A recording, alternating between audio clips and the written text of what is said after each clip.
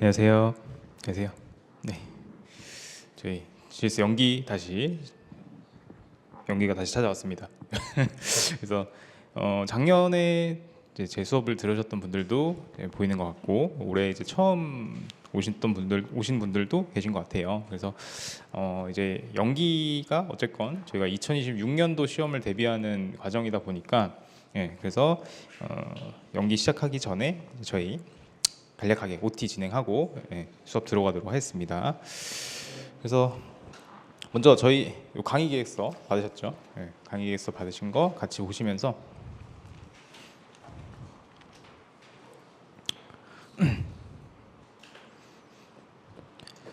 지난주에 그 특강 다 들어보셨나요? 오신 분들은 많이 없었는데 그래서 온라인으로라도 혹시 들어보셨으면 그래도 요거부터 들으시는 분들이 계실 수 있으니까 제 소개 먼저 시작하도록 하겠습니다. 저는 이대호 노무사고요. 30기 공인노무사 합격생입니다. 그래서 지금은 노무법인을 운영하고 있고 지금 같이 이렇게 경영조직론 강의를 작년부터 진행을 하고 있어요. 그래서 제 강사로서 경력은 이제 작년부터 시작했기 때문에 짧지만 그래도 제 수업을 들으셨던 분 그리고 작년에 시험을 보셨던 분들은 그래도 빠짐없이 문제가 출제됐다라는 거를 느끼시지 않았을까. 그래서 제가 그 강의를 1기 때부터는 제 강사저로 이제 수업을 할 건데 그 강사저가 상당히 컴팩트했는데 거기서 빠지지 않고 다 나왔다. 그래도 놓치지 않고 나왔기 때문에 너무 걱정하지 마시고 제가 이제 여러분들이 저를 잘 따라오신다면 내년 시험에도 크게 빠지지 않고 잘 준비를 하실 수 있을 거라고 생각이 됩니다. 그래서 제 양력은 가볍게 읽어보시면 될 것 같고요. 네. 읽어보시면 될 것 같고 그리고 연기 때는 저희가 교재를 교수님들 책으로 수업을 진행을 할 거예요. 그래서 뒤에도 나오겠지만 저희 2권을 총 진행할 건데 요거는 저희 백기복 교수님 우리나라 교수님 책이고요. 그리고 조직 이론과 설계라는 책 이제 데프트 교수님이 써주신 책이 있어요. 그거는 저희가 9회차부터 수업을 진행할 겁니다. 그래서 8회차까지는 여러분들 이 책 한 권만 가지고 오시면 돼요. 그래서 작년에부터 들어오셨던 분들은 아마 칠판을 가지고 계시지 싶은데 칠판에서 크게 내용이 바뀌진 않았어가지고 그래서 아무래도 들으시는 데는 크게 무리가 없을 거라고 생각이 들고요. 제가 추가되는 부분은 따로 표시를 해서 여러분들께 전달 드리도록 하겠습니다. 강의 때 설명드릴게요. 그래서 교재는 이렇게 진행을 하시면 될 것 같고 그래서 저희는 연기는 총 13회로 진행을 할 겁니다. 13회로 진행을 할 거고 궁금하신 부분 질문이나 이런 거 있으시다면 쉬는 시간에 저를 오셔서 이제 여쭤봐 주셔도 되고 그리고 좀 그게 부끄럽다 하시는 분들은 따로 제 메일이나 이렇게 연락을 주시면 제가 성심성의껏 답변을 드리도록 하겠습니다. 그래서 강의 목표부터 한번 보고 넘어가겠습니다. 강의 목표. 그래서 GS 연기는 우리 경영조직론 과목의 전체 틀과 각 이론들과 관련된 실제 기업이나 조직의 사례를 통해서 이해를 하는 시기다. 그래서 이 경영조직론이라는 과목 자체가 요 조직행동연구 플러스 조직 이론과 설계라는 이제 과목으로 이루어져 있어요. 그래서 두 책을 합쳐서 이제 경영조직론이라고 보시면 되는데 그 과목의 전체 틀과 그 안에 들어있는 개인, 집단, 조직 차원의 각 차원별로 이제 여러 가지 이론들이 있죠. 변수마다 이론들이 있기 때문에 그런 것들을 이제 구체적으로 교수님의 워딩으로 이렇게 이해를 해보는 시기라고 보시면 되겠습니다. 그다음 두 번째는 경영학적 사고의 감각을 깨워서 본격적인 1기부터 3기의 암기를 위한 시동을 거는 단계다. 그래서 우리가 이 수험을 하시다 보면은 이해와 암기를 어느 정도 비중으로 가져가야 되는지 고민이 분명히 드실 거예요. 근데 이해와 암기는 지난 시간에도 제가 말씀드렸지만 병행을 해야 됩니다. 요거는 하나만 딱 난 이해만 하겠다. 왜냐면 암기가 되게 힘드니까 암기는 안 하겠다라고 하신다면 힘들어요. 암기가 오히려 비중이 더 많이 가야지 합격할 확률이 높습니다. 근데 이제 이해가 되면 아무래도 암기가 좀 더 수월하게 되겠죠. 그래서 우리가 이제 1기부터 3기까지는 암기에 좀 집중하는 시기라고 한다면 연기 때는 그래도 여러분들이 이제 처음 들었다라고 가정을 하고 이해를 하는 그런 시기라고 보시면 될 것 같아요. 그다음 세 번째는 이제 우리 시험의 합격을 위해서 이제 무작정 암기보다는 이해를 기반으로 한 효율적인 암기가 중요하다 같은 얘기고요. 네 번째는 경영조직론의 지도에서 문제가 묻는 지점을 정확하게 찾아낼 수 있도록 지도, 맵이죠, 맵을 익히는 것이 연기의 핵심적인 목표이다. 그래서 강의 계획은 저희가 그 수저 내용과 전체적인 틀을 이해하는 시간을 가질 거고요. 그 경영조직론 분석 수준은 제가 아까 말씀드린 것처럼 개인, 집단, 조직 이렇게 세 차원으로 이루어져 있습니다. 그래서 각 조직 그 분석 수준별 특징들을 이해하는 전체적인 틀을 이해하는 시기가 될 것이고요. 그래서 경영조직론 각 이론별 스토리텔링을 통한 이제 흐름을 파악하는 그런 시기가 될 것입니다. 넘어가시면 13회차까지의 진도를 제가 표시를 해놨고요.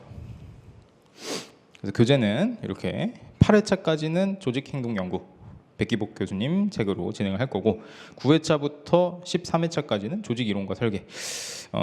아무래도 이제 데프트 교수님 책은 조직 파트 위주로 들어있기 때문에 우리 백기복 교수님 책은 이제 개인, 집단, 조직이 다 들어있어요. 그래서 우리가 본의 아니게 회차 구분을 이렇게 조직행동 연구에 조금 더 비중을 뒀고요. 그래서 데프트 교수님 책은 조금 빠르게 진행이 될 겁니다. 그래서 여러분들이 별도로 한번 천천히 읽어보시는 것도 좋지 않을까. 그래서 뭐 여담이지만 작년 시험에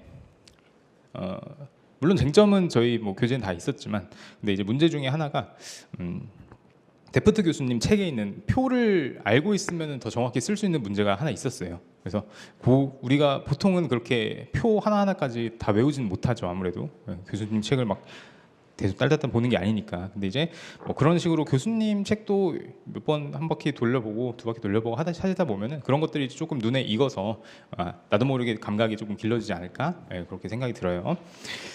그래서 연기 때는 모의고사는 2번을 볼 건데 이게 회차는 제가 12회차, 13회차 이렇게 볼지 아니면은 저희 그 백기복 교수님 책이 끝나는 8회차 때 한번 보고 13회차 때 한번 볼지 요거는 진행을 해보면서 수정을 하도록 하겠습니다. 그래서 모의고사는 총 2번을 볼 거고 각 한 번당 50점짜리씩 이렇게 진행을 할 거다 이렇게 보시면 될 것 같아요. 그래서 모의고사를 연기 때부터 보는 이유는 어쨌건 우리 시험은 요 실제 답안 작성을 잘 해야지 합격할 수 있는 시험이기 때문에 여러분들이 연기 때부터 나름대로 요 이제 작성하는 감각을 조금 깨워 보시는 게 도움이 되지 않을까라는 차원에서 가볍게 진행을 할 겁니다. 그래서 크게 어려운 쟁점을 내드리기보다는 먼저 뭐가 나올지를 조금 힌트를 드리고 여러분들이 공부를 해보신 다음에 답안을 한번 온전히 써볼 수 있게끔 하는 게 목표이기 때문에 너무 부담 갖지 마시고 모의고사 진행될 거라는 거 참고하시면 될 것 같고요.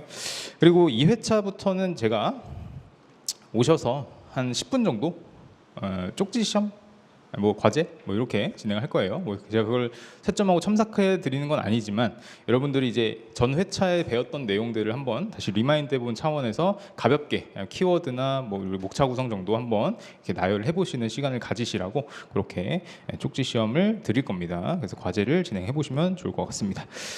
그래서 10월 7일은 화요일은 저희 추석 연휴가 길게 있죠. 그래서 그때는 저희 휴강을 하고 그 앞뒤로 이렇게 해서 13회 동안 진행이 될 거다 이렇게 보시면 될 것 같습니다.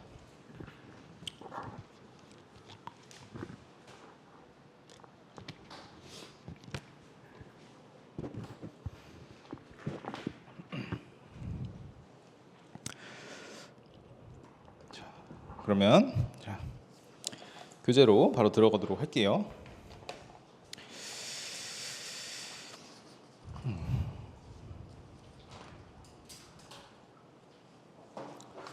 그래서 요 백기복 교수님 책 8판은 25년 올해 초에 나왔어요. 올해 초에. 그래서 작년에 저희가 연기를 할 때는 이제 7판밖에 없었기 때문에 7판을 진행했고 새로 이제 개정판을 주셔서 그걸로 올해는 진행을 하도록 하겠습니다. 그래서 앞에 이제 머릿말, 목차 이런 거는 나중에 학습하실 때 참고를 하시고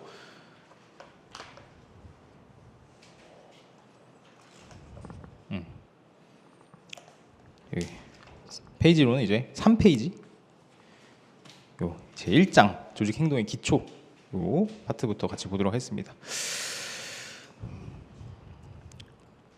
먼저 이제 조직 행동론을 생각해 보면, 조직 행동론을 보면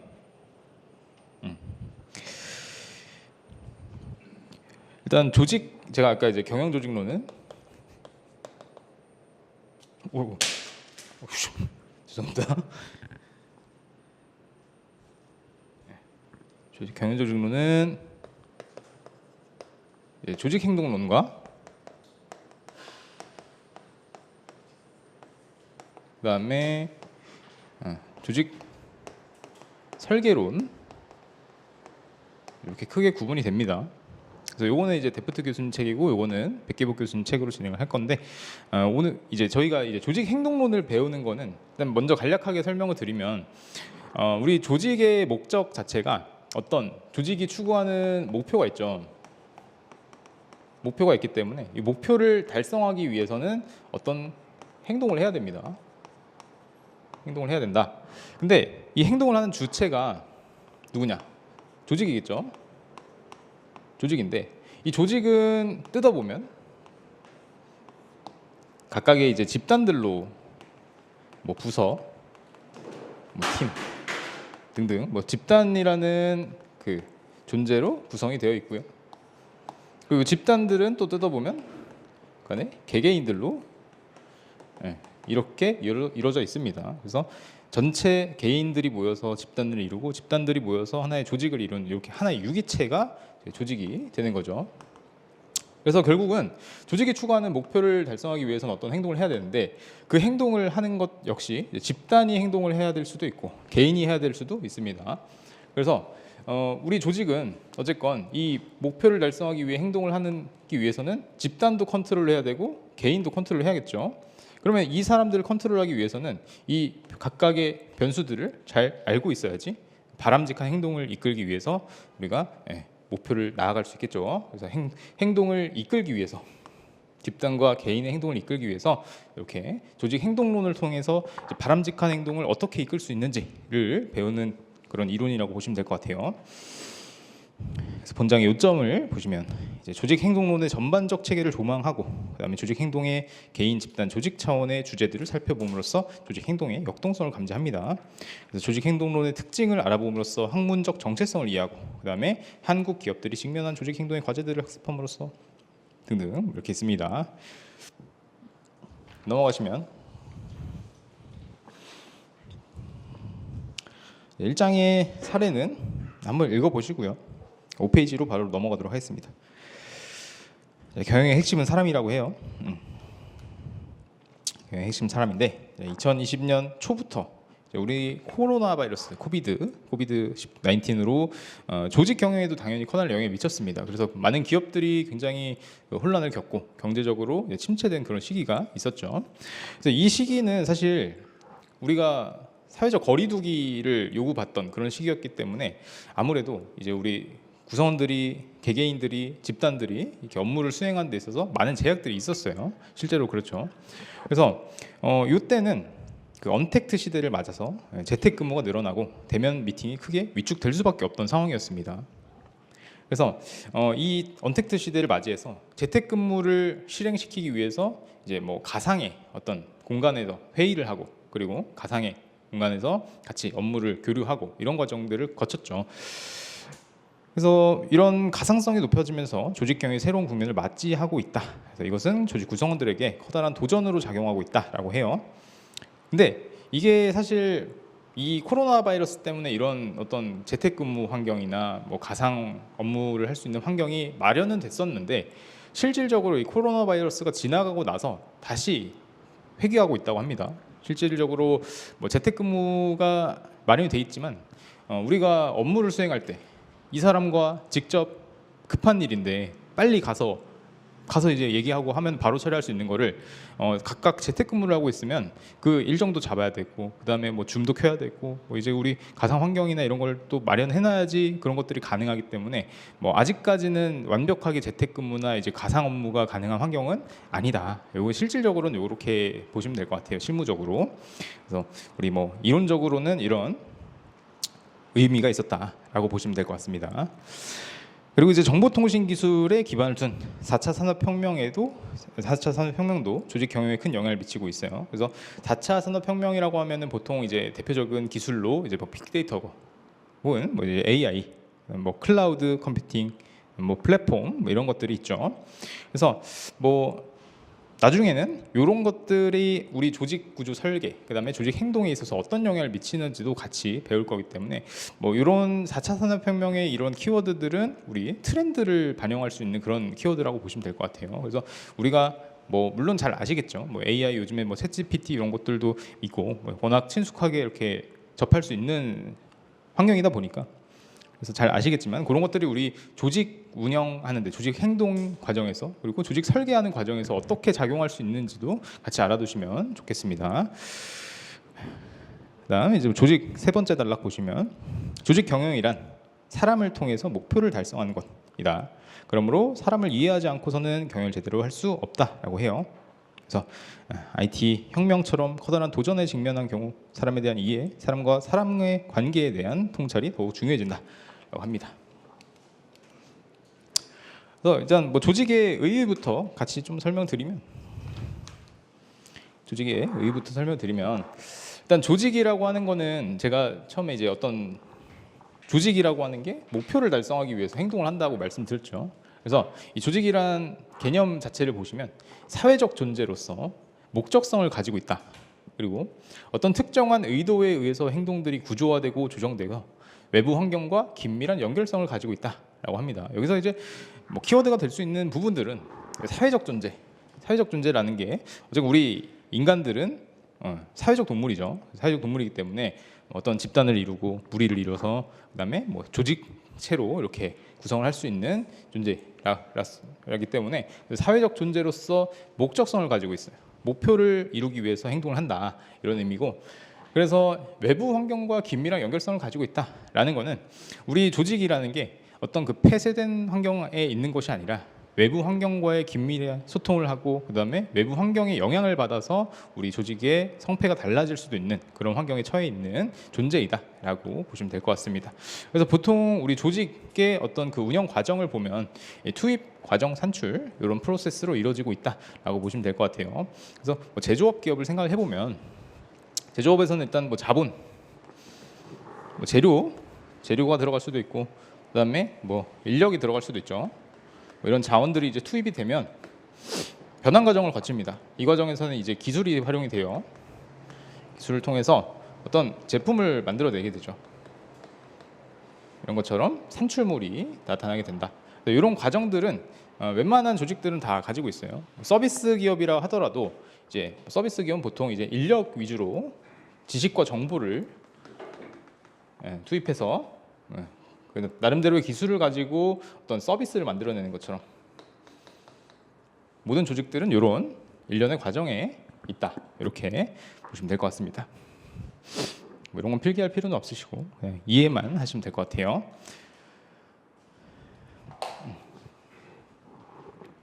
다시 책으로 넘어와서 6페이지 넘어가시면 책을 더 읽어서 자본주의 경제에서 기업 경영에 필요한 요소들은 자본, 정보, 사람이라고 해요. 자본이 있어야지 회사를 설립해서 운영할 수 있고, 그다음에 어떤 물건이나 서비스가 잘 팔릴지 또는 필요한 물건이나 서비스를 어떻게 만들지에 대한 정보가 있어야지 회사가 존속할 수 있다라고 합니다. 그래서 자본, 정보, 사람이 중요한 것인데 이것도 외우실 필요는 없습니다. 하지만 모든 활동은 사람에 의해서 이루어진다. 자본을 마련하는 것도 사람이고 정보를 얻고 분석해 의사결정을 내리는 것도 사람이다. 그래서 경영에 있어서 사람이 가장 기본이 된다고 할 수 있다. 우리 이제 이전 시간에 그 인사관리 배우셨죠? 인사관리에서 기초가 되는 것도 어쨌건 뭐 우리 HR, 인력이라고 볼 수 있는 인적자원이라고 부를 수 있는 그 사람이 중요한 것이기 때문에 우리 조직 경영에 있어서도 사람이 굉장히 중요하다. 사람의 역할이 굉장히 크다. 이렇게 보시면 될 것 같습니다. 그래서 세계적인 철강 회사 포스코를 자랑스럽게 여기는 것은 자본도 없고 기술 정보도 없는 상황에서 창업주를 중심으로 직원들이 똘똘 뭉쳐 세계 최고의 철강 회사로 성장시켰기 때문에 굉장히 의미가 있다. 다음 단락으로 넘어가시면 이제 애플과 마이크로소프트의 성공도 스티브 잡스와 빌 게이츠 그리고 그들과 함께 많은 조직원들의 노력이 있었기 때문에 가능했다. 그래서 자본을 가진 사람들도 많고 탁월한 기술 아이디어를 가진 사람들도 많았지만 자본과 사업 아이디어를 창의적으로 엮어내는 것은 이 특별한 스티브 잡스와 빌 게이츠라는 사람이 해낸 것이라고 하죠. 그래서 사람이 결국 이 굴지의 기업들을 키워내고 자본도 구해오고 기술 정보를 배우는 것도 사람의 역할이 사람이 중요하다 이 얘기예요. 이 얘기입니다. 그래서 자본, 정보, 사람이 다 같이 굉장히 필요한 경영에 있어서 필요한 요소지만 가장 기본적인 요소는 사람이다 라는 거를 길게 얘기를 했습니다. 그래서 넘어가시면 다음 페이지 7페이지에 기업은 사람 때문에 흥하기도 하고 망하기도 한다. 그래서 기업들은 기업을 흥하게 하는데 기여할 수 있는 사람을 선택하고 기업에 해가 되는 사람은 배제하려고 노력한다. 능력 있고 열정이 넘치는 인재들을 확보해서 심혈을 기울이는 것도 이것 때문인데 교육과 훈련을 통해서 직원들에게 조직 목표 달성에 필요한 기술이나 역량을 개발해주고 올바른 가치관을 가진 직원을 확보하고 노력하는 것도 사람이 기업의 흥망을 결정한다고 믿는 것이기 때문이다. 그래서 우리가 기업이 활동을 하기 위해서는 어쨌건 사람이 중요하다고 말씀드렸는데 그러면 이 사람을 어쨌건 우리가 기업으로 데리고 와야지 이 사람들을 활용할 수 있는 거죠.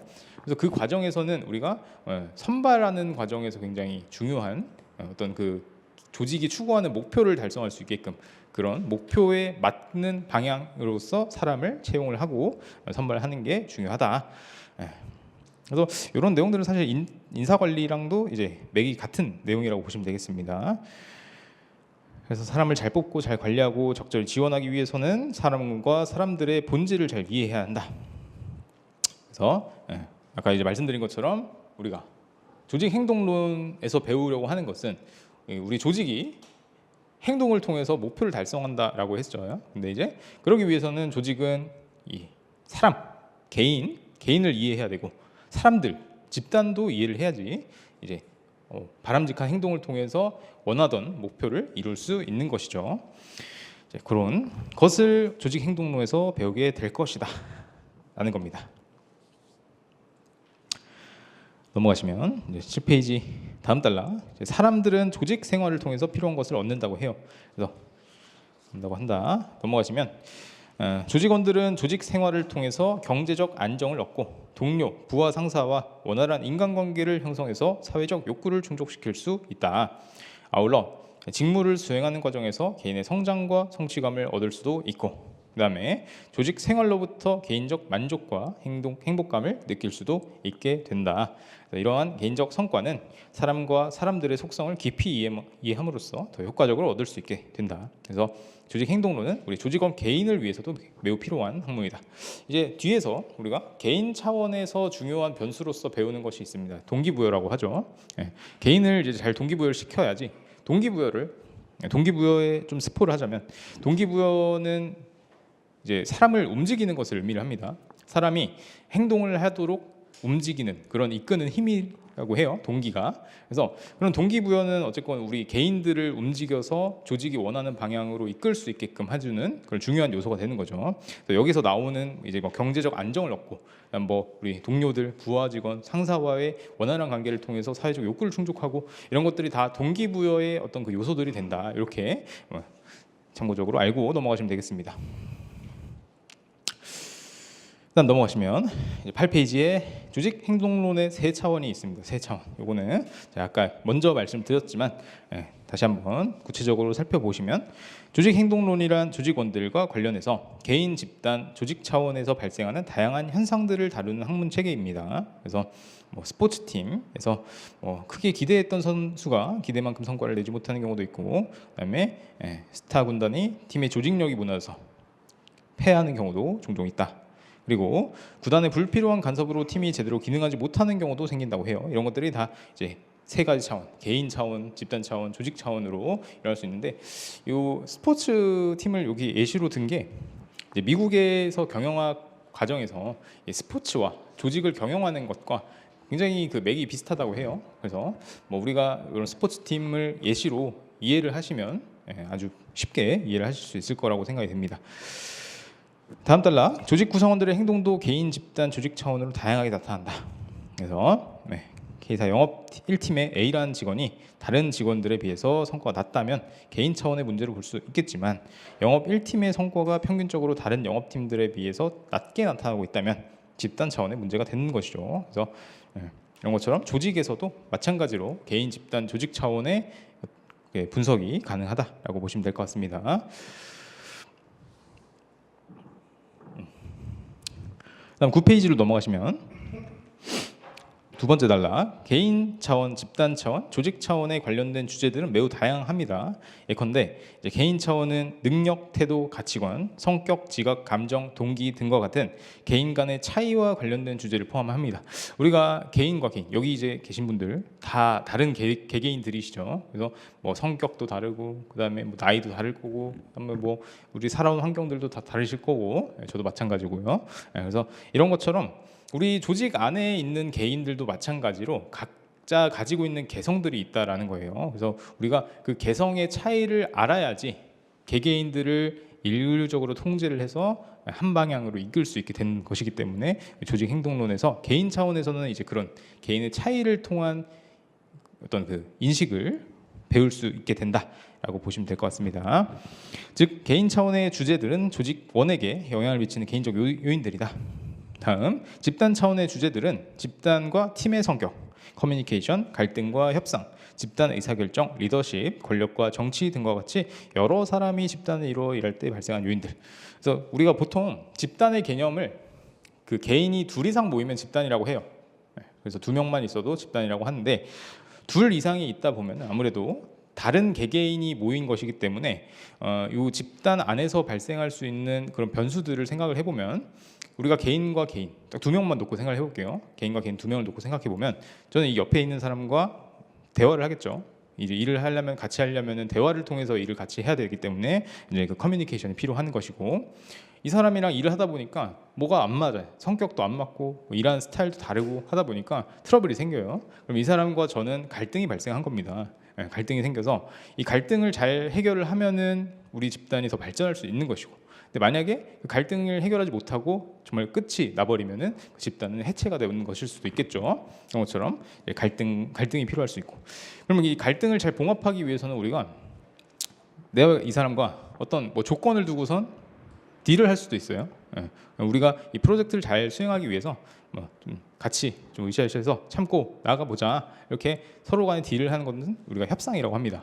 그렇게 협상이라고 하고, 그리고 이제 이 사람과 어쨌건 같이 업무를 수행해야 되는 것이기 때문에 그 같이 업무를 수행하는 과정에서 나 혼자 있으면 사실 어떤 결정을 하더라도 상관이 없어요. 근데 내가 이 사람이랑 같이 업무를 하면은 이 사람의 확인도 구해야 되고 나의 의사도 같이 알려줘야 됩니다. 그래서 같이 의사결정을 하는 것이 우리가 집단 의사결정이라고 표현을 해요.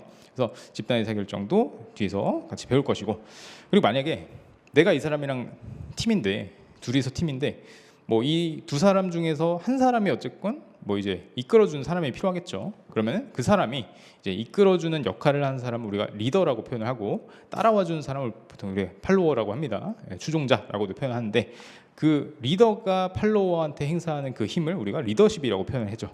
그래서 리더가 따라올 수 있게끔 팔로워가 따라올 수 있게끔 만들어주는 그 리더십에 대한 것도 집단 차원에서 배울 것이고요. 그리고 마찬가지로 내가 이 사람한테 나의 어떤 그 주장을 관철시킬 수 있다, 그런 힘을 가지고 있다라고 한다면 저는 권력을 가지고 있는 사람이라고 보시면 될 것 같습니다. 권력자라고 이제 표현하죠. 그럼 이 사람은 내가 행사하는 이 권력의 힘을 받는 사람이기 때문에 피권력자라고 표현을 해요. 그래서 권력 관계도 집단 안에서 발생할 수 있는 것이고, 우리 이 집단 안에서 뭐 사람이 더 많아지고 이런다면 파벌이 갈릴 수도 있어요. 파벌이 갈린다는 거는 내가 나의 어떤 그 개인적인 이익을 추구하기 위해서 나의 행동이 조금 이기적으로 변하고, 그다음에 이 사람을 이용할 수도 있고, 그런 것들은 우리가 조직 집단 안에서 정치라고 표현합니다. 정치 행동이라고 볼 수 있는 것이 집단 차원에서 발생할 수 있는 것이다. 그래서 이런 변수들, 이런 메커니즘들은 사실 집단이 존재하는 한 자연스럽게 발생할 수 있는 것이기 때문에 우리가 이거를 안 좋다고 해서 무작정 막을 수 있는 것도 아니고, 자연스러운 현상이기 때문에 이해를 하고 적절한 수준에 맞춰서 운영을 할 수 있게끔 잘 알고 있어야 되는 게 중요하다라는 겁니다. 집단 차원에서는 이런 것들을 배울 것이다. 프리뷰를 했어요. 프리뷰. 그다음 중간에 한편 조직 차원의 요인들로는 조직 문화, 조직 변화와 개발, 조직 구조, 경영 전략을 들 수 있습니다. 그래서 조직 차원에서는 이 개인 집단들이 모인 하나의 유기체를 조직이라고 말씀드렸죠. 그러면 이 조직이 나아가는 방향에서 이 조직 안에 있는 구성원들이 같이 어떤 공유하고 있는 가치관이라든지 믿음이라든지 이런 것들을 우리가 보통 조직 문화라고 표현합니다. 그래서 뭐 구글을 생각을 해보면, 구글이라는 기업을 생각을 해보면 굉장히 워라밸도 좋고, 그다음에 뭐 자유롭고 개방적인 분위기의 어떤 기업이라고 많이들 알고 계시죠. 그런 것들이 이제 곧 조직 문화가 되는 거예요. 그래서 구글이라는 기업은 굉장히 자유롭고 개방적인 그런 모습을 보여주는 조직이다, 이렇게 볼 수 있는 것이고요. 그다음에 조직은 계속해서 이 환경이 변화하고 기술이 바뀌고 여러 가지 이제 환경들이 이제 바뀌다 보면은 우리 조직이 변화가 필요한 시점이 있을 겁니다. 변화를 맞이해야 되는 그런 시점이 있는 건데, 그 시점에서 변화를 잘 받아들이고 그다음에 변화를 잘 정착시키는 게 중요하다라고 하는 걸 배울 것이 이제 조직 변화 개발에 대한 내용이 된다. 그리고 이제 우리 조직에 모든 조직들은 다 조직도를 가지고 있어요. 조직도. 그럼 조직도를 보면 우리 조직에서 보고 체계가 어떻게 되고, 그다음에 조직의 모양이 어떻게 되고 이런 것들을 확인할 수 있습니다. 그래서 그 조직도를 통해서 우리가 알 수 있는 게 조직 구조예요. 그래서 우리 조직들은 각자 처한 환경이 다르고, 그다음에 조직에서 추구하는 것들도 다 다르고 할 것이기 때문에 그런 상황에 맞는 조직 구조를 잘 설계하는 게 굉장히 중요하다. 그런 것들을 배우는 게 이제 조직 구조에 관한 내용이다. 이렇게 보시면 될 것 같습니다. 그다음 전략은 이제 우리 조직이 추구하는 목표를 달성하기 위해서 우리가 세워야 될 그 방향 타가 되는 역할을 하는 게 경영 전략이다. 이렇게 보시면 될 것 같아요.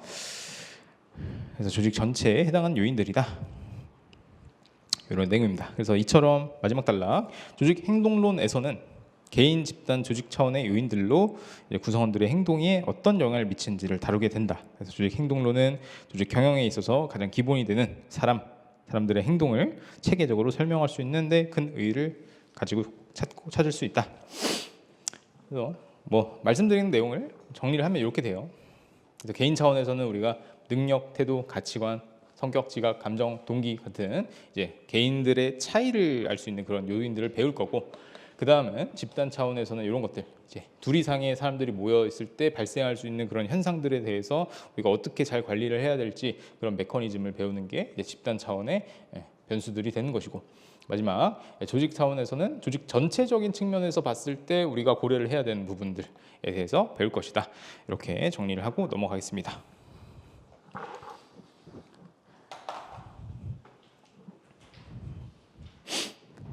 페이지.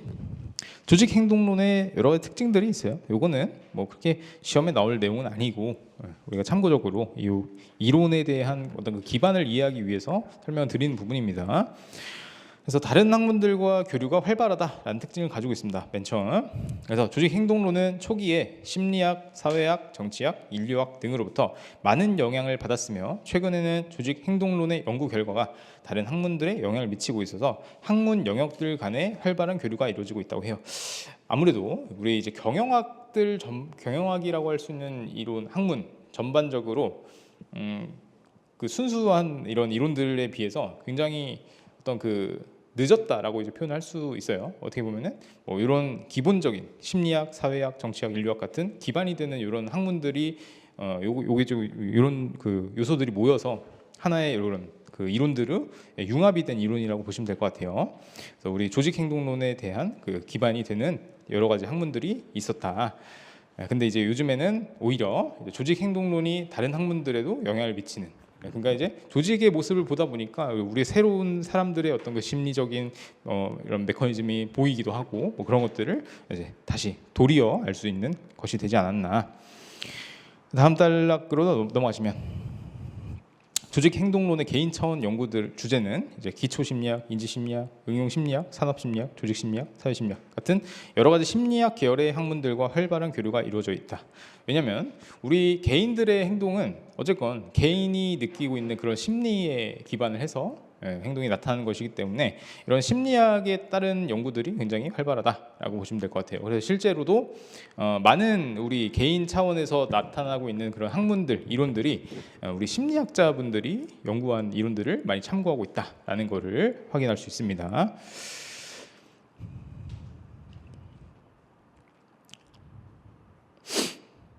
그래서 이제 심리학 계열 학문들과 활발한 교류가 이루어져 있다. 그 다음에 중간에 조직 행동론에서는 조직 성과에 영향을 미치는 개인 차원의 다양한 속성들, 예를 들어서 능력, 태도, 가치관, 성격, 지각, 감정, 동기 같은 이제 개인차를 설명하는 그런 다양한 속성들을 다루게 되고, 이런 속성들이 결과적으로는 우리가 직무, 조직 구조, 기술, 전략, 다른 조직원 등과의 환경 요인들과 어떻게 상호작용하고 개인 행동에 어떤 영향을 미치는지를 연구하게 될 것입니다. 그래서 결과적으로는 우리가 개인 차원 연구를 통해서 알 수 있는 것은 우리가 조직에 어떤 시사점을 주는지를 우리가 배워야 되는 겁니다. 그래서 조직에 주는 시사점이라고 한다면 기본적으로 조직에서 성과가 나타나야 되기 때문에 성과에 어떤 영향을 미치는지를 다룰 것이고, 그리고 이 개인 차원의 변수들로 하여금 이제 우리 구성원들의 어떤 그 직무에 대한 만족감이라든지 아니면 조직의 몰입도라든지 이런 태도적인 부분에 있어서도 어떤 차이를 나타낼 수 있는지에 대해서 같이 살펴볼 거예요. 그래서 우리가 답안을 쓰실 때는 사실 정답은 없습니다. 정답은 없지만 이제 기본적으로 뭐 서론, 본론, 결론을 이렇게 쓸 건데, 서론에서는 뭐 일단 뭐 스타트를 하죠. 스타트를 하고, 본론에서는 이제 이론 내용들을 쓸 거고, 그리고 이제 결론에서는 일반적으로 많이 쓰는 게 조직의 시사점을 써요. 또는 뭐 한계점도 쓸 수 있죠. 그래서 요거는 사실 우리 이미 교수님들이 연구를 통해서 정리가 돼 있습니다. 돼 있지만, 근데 우리가 이제 이런 걸 다 하나하나 달달달 외울 수는 없어요. 그래서 이런 것들은 우리가 요 원리를 잘 이해를 하고 있으면 굳이 외우지 않아도 얼추 비슷하게 쓸 수 있다. 요거는 우리가 나중에 차차 보면서 그 요령을 한번 터득해 볼 수 있게끔 제가 알려드리도록 하겠습니다. 넘어가시면 이제 세 번째 단락, 조직 행동론의 집단 차원의 주제들은 이제 사회학, 사회심리학, 정치학 같은 이런 뭐 개인의 어떤 그 개인을 연구한 게 아니라 개인들이 모인 이 사회, 그리고 어떤 그 정치, 이런 것들에 대한 연구가 주로 활발하다라고 보시면 될 것 같아요. 그래서 집단의 속성과 행동, 그다음에 집단 팀이 개인에 미친 영향을 연구 대상으로 하고 있다. 그래서 사회학은 사람들이 모여 살면서 발생하는 사회 현상을 다루고, 사회 심리학은 사람들 사이에서 이제 사회학의 심리학의 관점에 접속한 학문으로서 사람들 간에 주고받는 심리적 영향을 주로 다룬다. 그다음 정치학은 국가를 이끄는 권력 구조를 연구하는 학문 분야이다. 그래서 정치학 같은 경우는 아무래도 이제 국가 안에서 이렇게 우리가 정치를 한다고 하죠. 이제 나라의 정세를 하기 위해서 뭐 정책을 만들고 제도를 만들고 이런 것들이 조금 축소를 해서, 국가를 축소를 해서 조직 차원에 한번 적용을 해본다면, 어쨌건 이 조직 역시 사람들이 모여서 이렇게 이루고 있는 유기체이기 때문에 같은 메커니즘으로 생각을 해볼 수 있어서 이렇게 같이 접목을 해볼 수 있는 학문이다, 이렇게 보시면 될 것 같습니다. 그래서 이들 학문 분야들은 조직 행동론에서 다루는 집단 팀의 특성, 커뮤니케이션, 집단 의사결정, 리더십, 갈등, 협상, 권력, 정치 등의 주제와 관련이 된다. 이렇게 참고를 하시면 될 것 같습니다. 다음 11페이지에 넘어가시면 조직 행동론, 조직 차원의 주제들은 주로 사회학, 인류학과 영향을 미친다. 그래서 사실 집단과 조직은 어떻게 보면은 사람들이 모여 있다라는 점에서는 비슷하다라고 볼 수 있겠지만, 이제 집단보다는 훨씬 이제 더 큰 구조가 조직이기 때문에 그런 측면에서는 조금 더 이제 광범위한 연구를 한 인류학이라든지 좀 더 광범위한 거시적인 사회학들이 이제 같은 메커니즘에 있다라고 보시면 될 것 같아요. 이 정도 보시고 11페이지 마지막 단락 보시면, 오늘날은 정보통신 기술의 발달로 자료의 접근성이 용이해지면서 학자들은 각자 자신의 학문적 경계를 넘어서 다른 학문 분야에 축적된 연구 결과를 서로 활발하게 빌려 쓰고 있다. 뭐 융합의 시대라고 하죠. 그래서 이제 뭐 우리 하나의 학문의 이론만 가지고 설명할 수 있는 것들이 어렵다는 거죠. 그래서 다른 학문들과의 교류를 통해서 우리가 이런 메커니즘을 설명하는데 용이해지긴 더 입체적으로 설명할 수 있는 게 가능해졌다. 그래서 위에 열거한 학문 분야 외에도 조직 행동론이 교류하는 학문 분야는 다양하다. 이렇게 정리를 하시면 되겠습니다.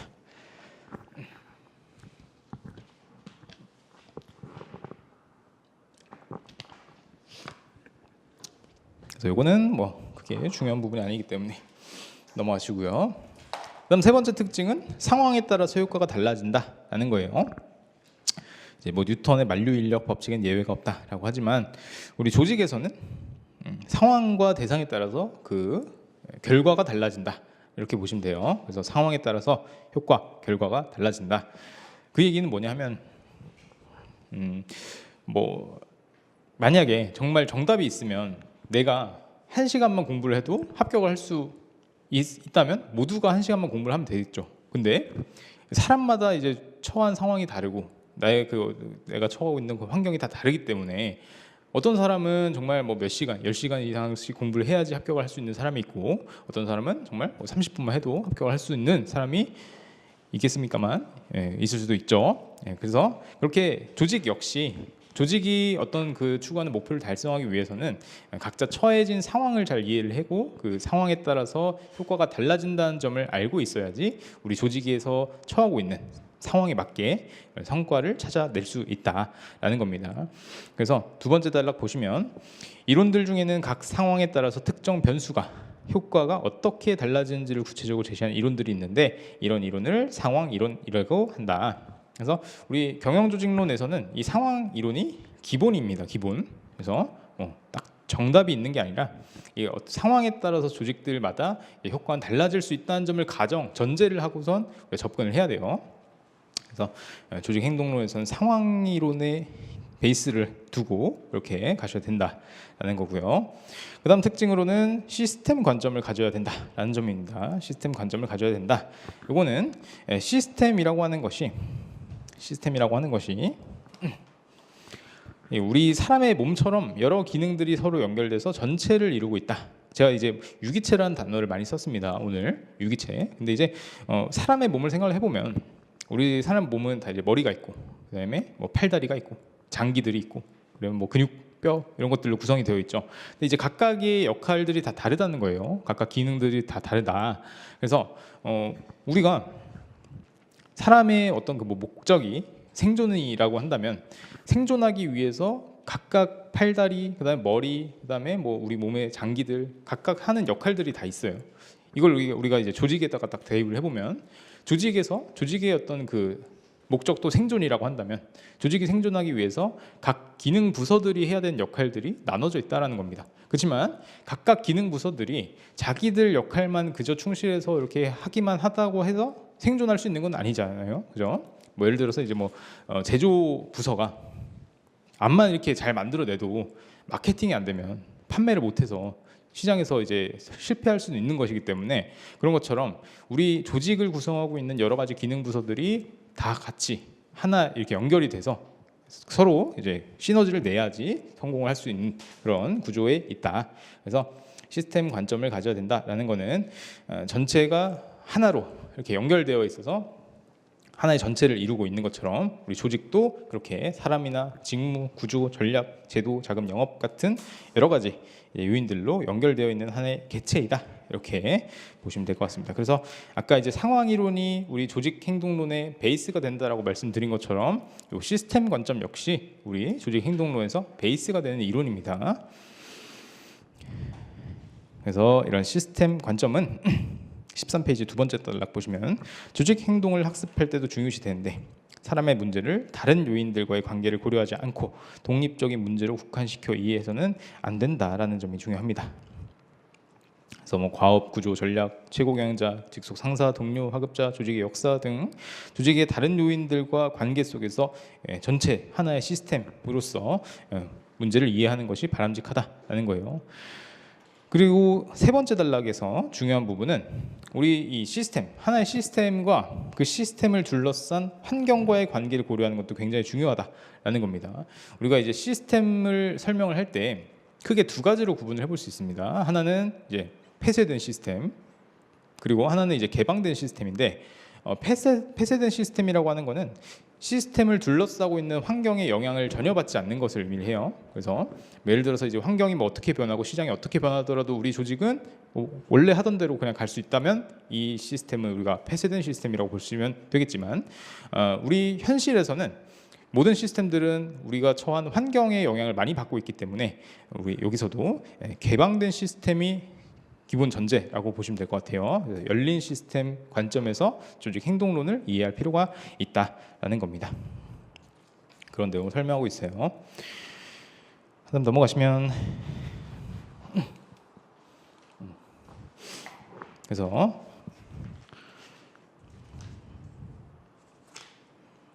이제 한국 기업들은 조직 행동을 어떻게 관리해야 되는가라고 봤을 때 이제 국가마다 이제 기업을 둘러싸는 환경들이 다른데 미국에서는 우리 뭐 조직원 관리 이슈들 그리고 한국에서 경영하는 기업들이 고민하고 있는 문제가 다를 수밖에 없다.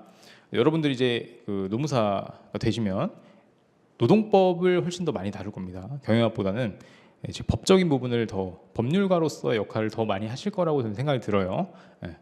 뭐 이제 회사에 가는 게 아니라 이제 노무사로서 일을 하신다면 그렇기 때문에 우리는 어쨌건 우리나라의 법 체계를 적용을 받는 사람들이기 때문에 이제 한국에서의 어떤 그 경영 환경에 대해서 이해를 하고 있을 필요가 있습니다.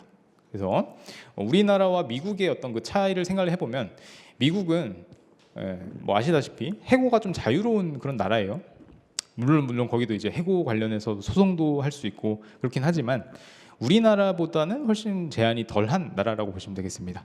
그래서 여러분들이 이제 노무사 합격하시고 기업 자문을 하시다 보면은 기업에서는 사람을 자르고 싶어해요.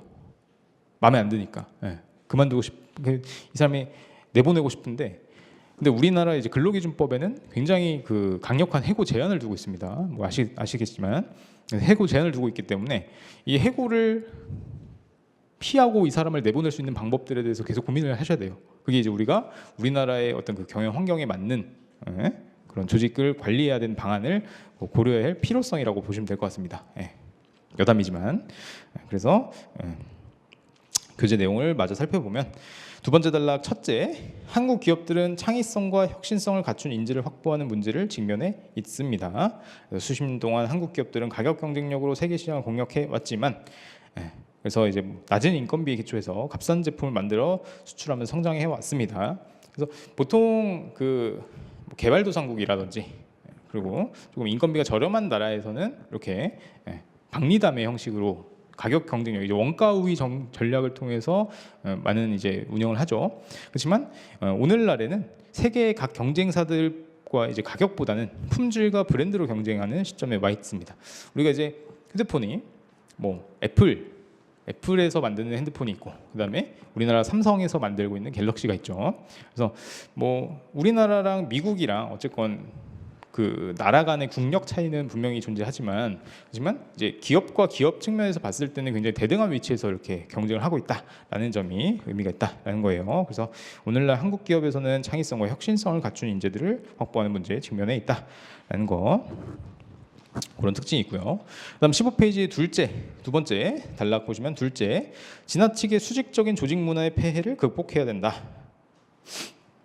아무래도 이제 우리나라는 뭐 그 동아시아 국가들 특징상 뭐 유교 사상 이런 것들의 영향이 아직까지 존재합니다. 그래서 굉장히 그 뭐 독선적인 상사와 순종적인 부하로 대표되는 수직적 기업 문화를 가지고 있는 경우가 아직도 많이 있어요.